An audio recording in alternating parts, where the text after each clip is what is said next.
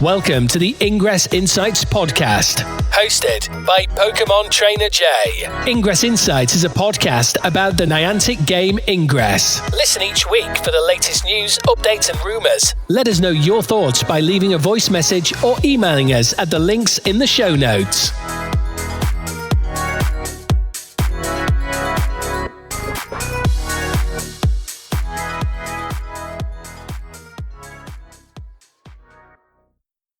Additional intel available. Hello agents, welcome to episode 79 of the Ingress Insights podcast. In this week's episode we'll be going over looking at the Alpha Plus global op that's currently going on, as well as checking on any other Ingress news and a change for Wayfair access for Ingress as well. In addition, at the end of the podcast I'm just going to go over a few little updates to other Niantic games that may be relevant for Ingress in future, so that'll be at the end if you don't want to skip past that. Before I do get into any news though, I'll just go over my progress at the moment in Ingress. So at the moment I'm level 13 on my second recursion. I've got 2,114,815 AP out of 5 million that I need to get to level 14. So I think getting back to level 16 again is well within sight. I mentioned as well that I was working on my connector badge to get that to the next level. So the next level for that for me is Platinum, being 25,000. I'm on 24,732, so should get that this quarter at least. Not that I need any more badges to get leveled up, but it's nice to focus on one or two and try and increase those. So glad to know the connector one will go up later on. But that's all for kind of my gameplay, so I'll get into talking about any Plus Alpha news next. This is Jessica Jung, lead producer of Peridot, and you're listening to Ingress Insights. For Plus Alpha, which is our Anomaly name for this season, we've got the global op that's currently going on until the 2nd of February, where you can earn the 2-tiered Plus Alpha Operation Medal. Last podcast I went through all the tasks you need to go through and get that done, and I wondered whether you could restart that and redo it again. I've now managed to go through the 3 lots of assignments to get the higher tier badge for that, so I've now restarted it. I've been told you can restart it a maximum of 5 times and then it doesn't allow you to do it again. But agents are getting rarer gear and very rare gear drops for going through it multiple times. It just increases the amount of things that you need to do to actually progress. So for example, for me going around it for a 4th time, I need to deploy 52 portal mods where I've got 40, and that will get me 3 rare multi-hacks. Destroying 26 portal mods will get me 1 rare heatsink. Destroying 52 portal mods will get me 3 rare heatsinks. I've already done earning 260 plus alpha op points and 650 plus alpha op points, which get me 1 rare portal shield and 3 rare portal shields respectively. I've already deployed 26 portal mods, which got me 1 rare multi-hack, and claimed 5 kinetic capsule programs, which got me 5 level 4 power cubes. By completing each of the assignments you'll get rare kinetic capsules, so it's showing here that I'll get 3 for going through this again. So if you do want to get lots of kinetic capsules you can do that. Obviously there is the task of completing 5 rare kinetic capsules along with it. And you do want to try and complete as many bounties as you can to help your faction out, because there'll be season points awarded for this. So at the moment it's showing me that it's a 48.8% split to Enlightened versus 51.2% to Resistance. So it's still pretty close. So if you do have the time, do help out your faction and complete as many bounties as you can from this global op and earn yourself a badge in the meantime. As a reminder, it goes until the 2nd of February, so do try and complete as much as you can. You can now see on the Ingress Intel map, the play box for Tucson, Arizona is now lit up, so you can see where the play box will be for that XM Anomaly. If you are attending, it'd be good to scope it out and kind of get a lay of the land on where you'll be going, what you need to be doing, and then make sure you're in relevant chats with your leads, so you know where you're meeting up and what action you should be taking. There are people who like to watch the map from the sidelines, so if you are someone that wants to watch the battle unfold on your intel map, you can look at the intel map for that area and see the battle unfold there when they go through that on the 22nd of February. What I want to do next is focus on a certain feature of the Anomaly season. So this time around I wanted to look at covert cache and go through those in a bit more detail. So if you've not heard of them before, then you'll be able to learn about what they are and how they'll be useful for your faction in the upcoming Anomaly. Covert caches are a relatively new thing to Ingress Anomalies. They only came in last year. The Ingress page describes covert caches as difficult to obtain hacked media items that will emerge from Anomaly Zone portals during a portion of the Anomaly. They exist in a variety of rarities and types, and will enable the factions to earn bonus points or percentage boosts during final scoring, dependent upon their performance in other aspects of the Anomaly. So how do you claim a covert cache? Well, from 2 p.m. to 4:30 p.m. local time, a series of 10 covert cache envelopes can be obtained by hacking Anomaly Zone portals. Each envelope can be hacked a limited number of times and may appear at any Anomaly portal, regardless of whether it's active for battle beacons or flash shard operations at that moment. Each covert cache envelope, when viewed in your inventory, will reveal a one-time covert cache passcode. The first agent to redeem this passcode before 4:45 p.m. local time will claim that covert cache for their faction. The one-time passcode will yield an additional media item for the redeeming agent, revealing either the cache's rarity, common, rare, or very rare, or its type, points, or percentage, but not both. Half of the covert cache's configuration will remain obscured until final scoring. So if you receive one of these, you'll know whether it's rarity or the kind of type it is, but you won't see both of those as they say on there. A covert cache can be either a season point or a percentage boost and be one of 3 rarities: common, rare, or very rare. If it is common and it's a season point, you get 1 season point. If it's a rare and it's a season point, you get 2 season points. If it's a very rare, then you get 5 season points if it's a season point. If you see it's a percentage boost covert cache, then a common one gives you 1% boost, a rare one gives you 2% boost, and a very rare one gives you 5% boost. There will be 10 covert cache passcodes each Anomaly Zone, and you can't yield more than 20 season points and 20% boost from them. The final configuration of each claimed covert cache passcode, its rarity, as well as its type, will be revealed alongside the final scores for an Anomaly. The number of covert caches per rarity level may vary each Anomaly Zone, and unobtained covert cache envelopes or envelopes with unredeemed passcodes will provide no value for either faction. So if you do get one, make sure you redeem it, basically, before the end of the Anomaly. During final scoring, the faction with the lower season point total at the Anomaly Zone, calculated from beacon battles, flash shards, stealth ops, and urban ops, will receive the bonuses their factions earned through covert caches in full, so it's handy if your faction is lagging a bit behind. The other faction will receive half, 50%, of the covert cache bonuses their faction has earned. In the rare event of a tie between the two factions, both factions will receive their respective covert cache bonuses in full. The percentage boost is applied to the faction's score before adding the season point drop. The final total is then rounded to 1 decimal place. The Ingress team provide an example here of how it can work. So in this case, the Enlightened got 4 points from Stealth Ops, the Resistance got 3 points from that. Enlightened got 1 point from Urban Ops, Resistance got 6. Enlightened got 41 points from Beacon Battle, Resistance 52.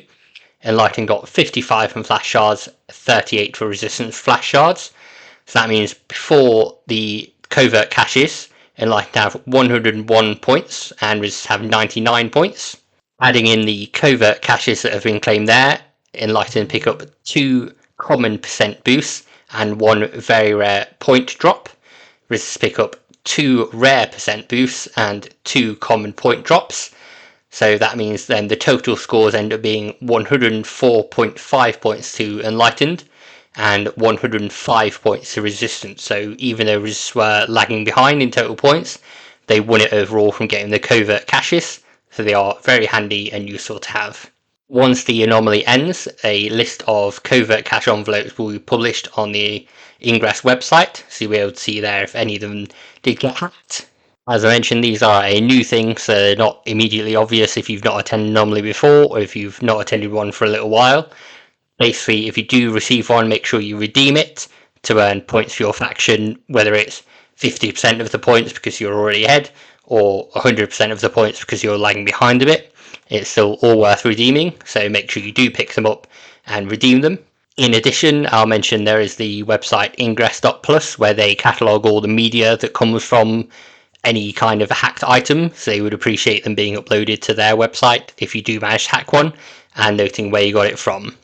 But that's covert caches in a nutshell. I just wanted to cover that in a little more detail. For the final bit of Anomaly related news, I want to highlight a recently new channel that's been created by the agent Breensy. So they've created a channel called Ingress Anomaly Stats. This shows all the winners and everything about stats since they started happening for Anomalies. And on the 17th of January, they did an experiment, went back and looked at all the previous outcomes, and they made a quite big prediction. So what they're predicting for Plus Alpha is a big Enlightened win. So they're predicting the score will be Enlightened 738.9 versus Resistance 428 points for it. This has been based on past scores and outcomes, so they're looking through all the details that they've got and the stats they have there. So it'll be interesting to see if that does happen. I'd be interested to hear if you think it's likely to happen, whether it'll be another Enlightened win for the first anomaly of 2025.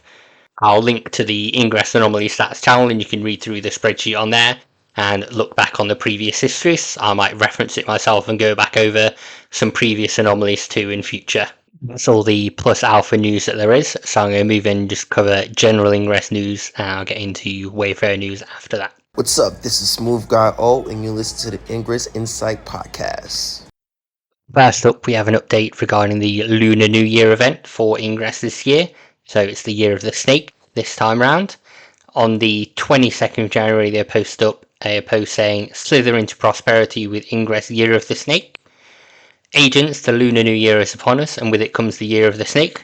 To celebrate, we're launching a snake-themed medal and special in-game event filled with auspicious opportunities and rewards.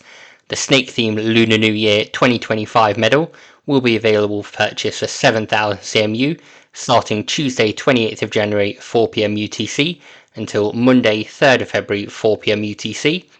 Additionally, the Year of the Snake celebration campaign will be available from midnight 29th of January to 11:59pm 31st of January local time via the dispatch system. Join the celebration and share your successes using hashtag Ingress Year of the Snake. A few things on here. So normally these festive badges cost 2,500 CMU, which isn't a large amount, so it's not clear why it's 7,000 CMU for the badge this time around.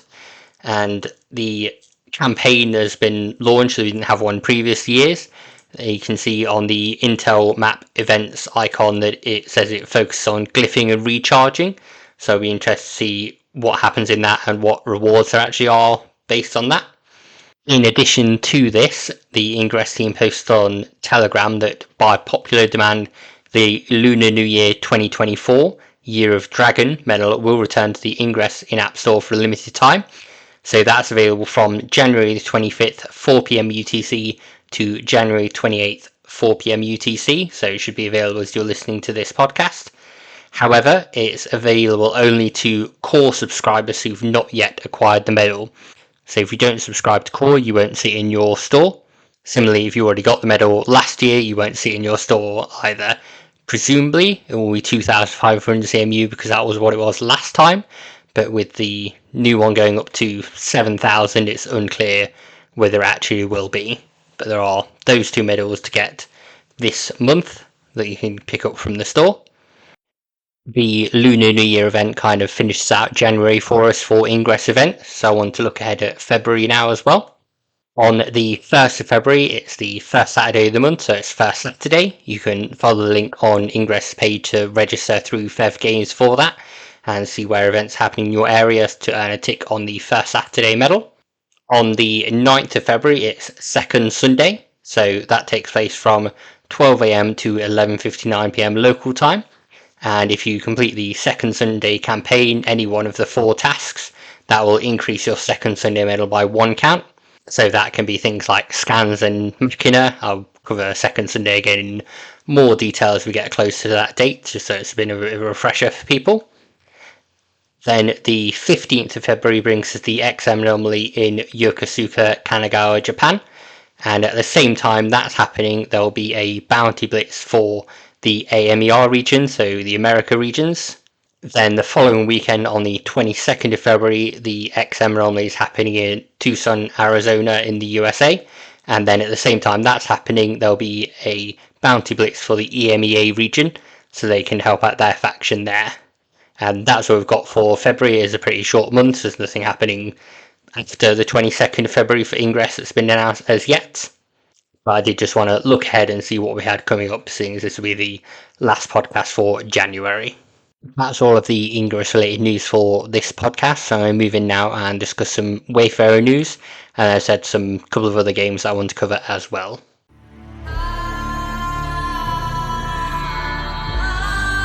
This is Shimon, former community manager for The Witcher Monster Slayer, and you're listening to Ingress Insights.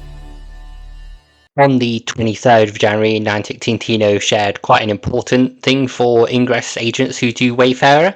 So it's an eligibility level update. So in a too long, didn't listen, didn't read thing, you can now do Wayfarer nominations at level 8 in Ingress.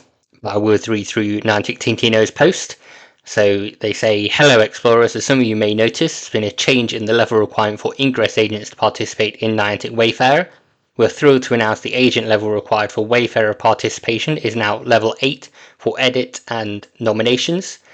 Why the change? By relaxing the eligibility level in Ingress, we're working with more agents to Wayfarer by becoming active reviewers, Waystocks contributors and forum participants. We know that reaching higher levels in Ingress can be challenging, especially for agents of rural areas.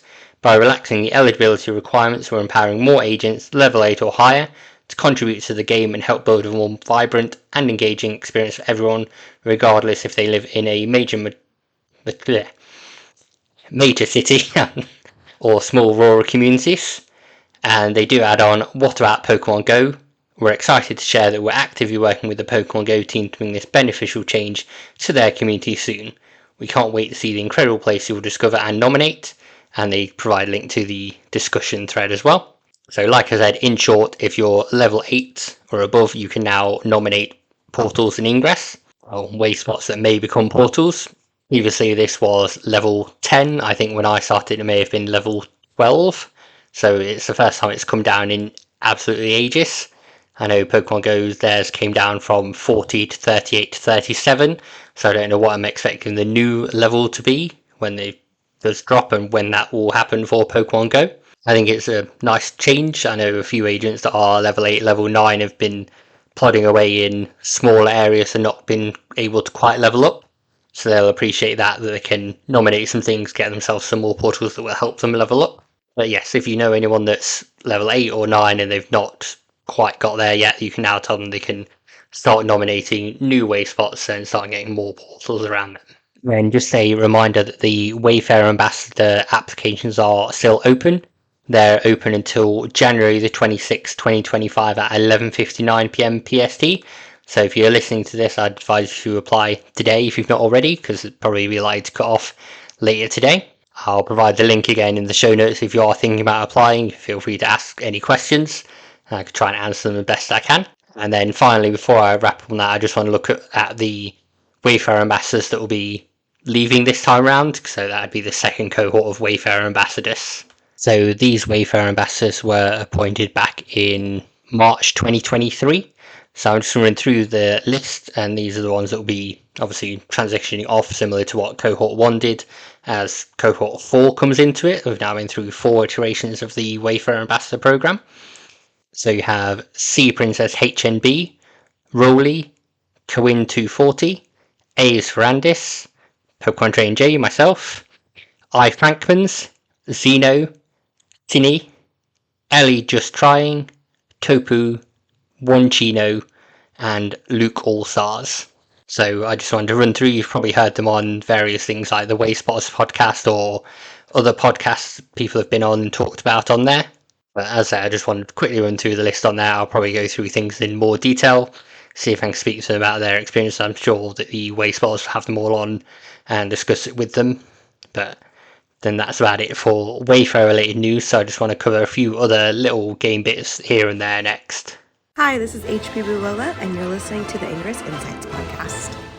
Normally, unless it's a special episode, I try not to talk about other games on here besides Ingress, but there's a few changes that have been made in the Niantic games recently that I want to cover, just in case they may mean things for Ingress in future. The first one I want to cover was there was an update on the 18th of January from the Peridot team. So they wrote, "Hi Keepers, Peridot hasn't supported Facebook login for new users for quite a while. Recently we've made the decision we're going to pause providing Facebook login for existing users till further notice. That means if Facebook is the only method you use to log into Peridot, you need to link an additional login method to your account to retain access. This change will be made in the coming week." They then provide details of how you link additional things on there. I don't think this will change in Ingress. I think the Ingress Facebook login doesn't have any problems. I don't really use it myself, but I would advise make sure you've got at least one other method linked in addition to whatever your main one is, just in case there are issues. We saw it similarly with things like the Google issues where there was login issues with that and people couldn't use Ingress. So I advise having at least 2 login methods on there. I say, don't think this will impact Ingress. I just want to highlight it up because I'd seen it when I'd opened Peridot and want to make more people aware of it. Next up, an app that I talked about back in episode 65 is now closing. So Niantic are closing their Truffle app down on the 31st of January. Their note read, "Thank you for being part of Truffle's journey. Dear Truffle community, after much thought and careful consideration, we've made the difficult decision to sunset Truffle, our social app that has been in closed beta testing. Truffle began as an ambitious experiment to bring people to exploring the world together. Over the course of beta testing, we've been humbled by the creativity, engagement and warmth you've brought to the app. Your feedback, enthusiasm and support have been invaluable in shaping the experience, and for that we are deeply grateful for the hundreds of testers who explored Truffle with us. As we wind down the service, here's what you can expect. So Truffle will officially sunset on January 31st. After this date, the app and its features will no longer be accessible. And regarding data, they say your privacy is our priority. All user data will be securely deleted as part of the wind down process. Thank you for exploring with us, Truffle team." As for how this may affect Ingress, I believe that Mr. Kawashima, who's someone that's been involved in Ingress, wrote the line about Ingress being a forever game for Niantic recently. I believe he was the head of development for Truffle, or the vice president, something like that, who was involved in Truffle. So that may have been taking up some extra time, which is now freed up to use on Ingress. It probably sounds quite hopeful, but I don't know if that is the case or whether they stopped doing Truffle stuff a little while ago. But unfortunately that does mean Truffle is now another one for the Niantic graveyard, so I'll wait for Killed by Niantic to update their website detailing Truffle as well. Then finally on other games, I want to talk about a new thing that Pokemon Go is doing that many other games do. They are now doing a battle pass, which they're calling a tour pass. For anyone who's not played mobile games or the games that have a battle pass in, the basic premise is that you gain XP by doing certain tasks or collecting certain things, which then progresses you along a line where there's rewards and things to get. There is a free track that makes it seem nice and good. You get a few little freebies just for doing usual gameplay. There is, of course, a premium track that's available if you pay money. In Pokemon Go's case and other games like Hogwarts Mystery and Family Guy, things like that, there's often exclusive things to the track that you pay for that tries to make it look more appealing. You can progress in other ways on there. As I mentioned, it's not a new thing. It's not something that's only a Pokemon Go thing. There's many other games and both mobile and console that have this kind of thing. Fortnite is obviously the most well-known example, but I know some of you may not have played Fortnite, so I didn't want to just assume that you all knew what a battle pass was. So then I started to wonder whether it's something that Ingress needed, whether people would want to progress along the track there and get items, get rewards and things like that. I don't think it fits Ingress at the moment, but I'm aware that the team will be paying attention to how things go in Pokemon Go and whether they can do something to their game to get some extra revenue. For Pokemon Go, they mentioned it costs $14.99 on the web store to pick that up for the premium track. I say it's completely optional. You don't have to pay for the premium track, but they will obviously try and make it more tempting. and you get discounts if you get it on the Pokemon Go web store or get extra items. I think that's probably something the Ingress team needs more than a Battle Pass, is their own store, so they're not getting losses on Apple and Google taking extra money, and they could offer exclusive things on there as well, like discounted core, that kind of stuff. As far as I know, besides Peridot, they're the only team that don't have a web store, so I'm hoping that would come at some point in future, but I don't know how difficult it is to maintain and whether Niantic have used up all the amounts they've got with Xsolar, who I believe manage all of those for them. But it was just some food for thought to see whether it was something that maybe Ingress will do in future, as I don't think it fits at the moment. That's all I've got for this week, folks. I'll move on now and get things wrapped up. Hey, this is Sim, Global Product Marketing Lead for Peridot, and you're listening to Ingress Insights. Thank you all for listening to this week's episode. Next time will be in February, already getting through the year. By that time, the Year of the Snake event will have finished, so we'll be able to look back and reflect on that. And the Wayfair Ambassador application will also be closed. I doubt there'll be any news on who's got those positions, but once we hear more details, I'll be able to look back on that and see who's managed to obtain them, what they're doing, whether they play Ingress, obviously, and then cover any other Ingress news that comes up as well. But hope you all have a great day, have a great Sunday, and happy hacking, agents. Thank you, agents, for listening to the latest episode of the Ingress Insights podcast. If you'd like to follow us on social media, you can do that on a few channels. So on Threads under the name ingress.insights, on Instagram under the name ingress.insights as well. Twitter/X, which posts episodes of the podcast, is under Ingress Insights, no dot in that one. And you can also watch these episodes on YouTube under Ingress Insights Podcast. You can send us a voice message by visiting the podcaster's Spotify page. And finally, you can buy Ingress Insights merch, such as mugs, pins, t-shirts, by going to freepublic.com/user/ingress-insights. And on there, you'll see all the designs that we've got listed at the moment. There are some new ones that will be coming up at some point soon. But you can buy your Ingress Insights mug, hats, t-shirts, tote bags, anything like that you want. Thank you again for listening. Hope you tune in next week. If you do like the show, please do rate it on the podcast service you're listening to. I look forward to speaking with you all about Ingress again. Intel package transferred.